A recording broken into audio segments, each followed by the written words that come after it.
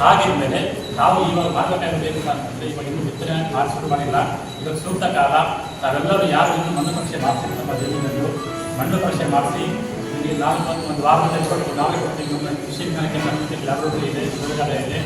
ನೀವು ಶಾಂಪಲ್ ತಗೊಂಡು ನಮ್ಮ ಪ್ರಯೋಗಗಳಿಗೆ ಕೊಟ್ಟರೆ ನಿಮಗೆ ಒಂದು ವಾರದಲ್ಲಿ ರಿಪೋರ್ಟ್ ಕೊಡ್ತೀವಿ. ಆ ರಿಪೋರ್ಟ್ ಆದಾಗ ನೀವು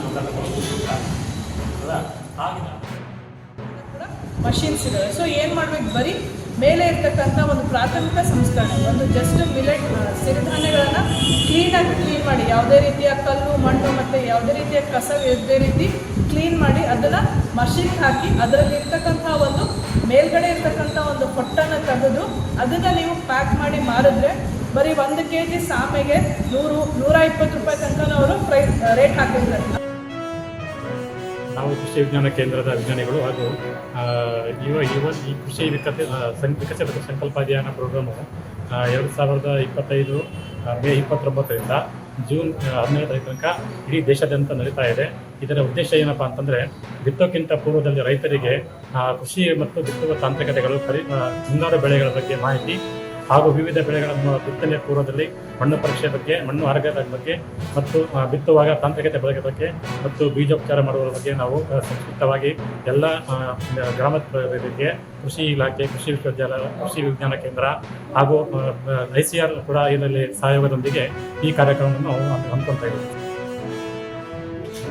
ಕೃಷಿ ವಿಜ್ಞಾನ ಕೇಂದ್ರದವರ ಒಂದು ಸಂಯುಕ್ತ ಆಶ್ರಯದಲ್ಲಿ ಈ ದಿನ ಕೃಷಿ ಮುಂಗಾರು ಬಿತ್ತನೆ ಕಾರ್ಯಕ್ರಮ ಇದು ಚಾಲುವಾಗಿರೋದ್ರಿಂದ ಪ್ರಪ್ರಥಮವರೆಗೆ ನಮ್ಮ ಕರ್ನಾಟಕ ರಾಜ್ಯದಲ್ಲಿ ಈ ಒಂದು ಕಾರ್ಯಕ್ರಮವನ್ನು ಈ ದಿನ ಇಡೀ ಗ್ರಾಮ ಪಂಚಾಯತಿ ವ್ಯಾಪ್ತಿಯಲ್ಲಿ ಮಾಡ್ತಾ ಇದ್ದಾರೆ.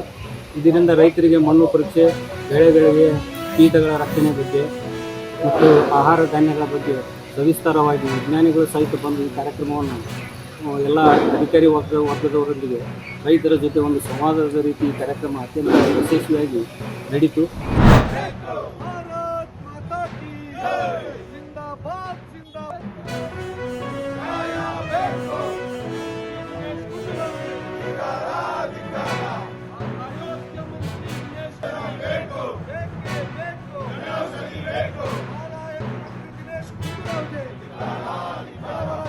ಆಟವಾಡುತ್ತಿರುವ ದಿನೇಶ್ ಗುಂಡೂರಾವ್ಗೆ